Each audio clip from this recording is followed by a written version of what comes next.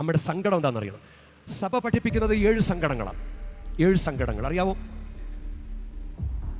ശിമയോൻ്റെ പ്രവചനം, നിന്റെ ഹൃദയത്തിലൂടെ ഒരു വാൾ തുളച്ചു കയറും എന്ന്. ശിമയോൻ്റെ പ്രവചനം, അതൊരു ഷോർട്ട് വേർഡായിട്ട് എടുത്തു കഴിഞ്ഞാൽ പ്രവചനം.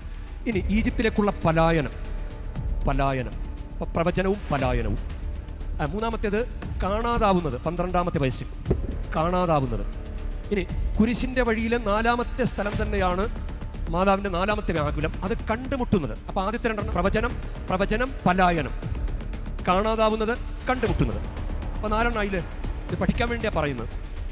പ്രവചനം, പലായനം, കാണാതാവുന്നത്, കണ്ടുമുട്ടുന്നത്.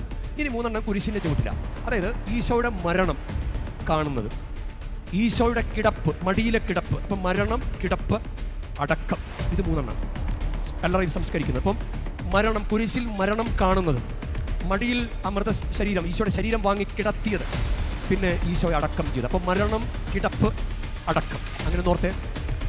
പ്രവചനം, പലായനം, കാണാതാവുന്നത്, കണ്ടുമുട്ടുന്നത്, മരണം, കിടപ്പ്, അടക്കം.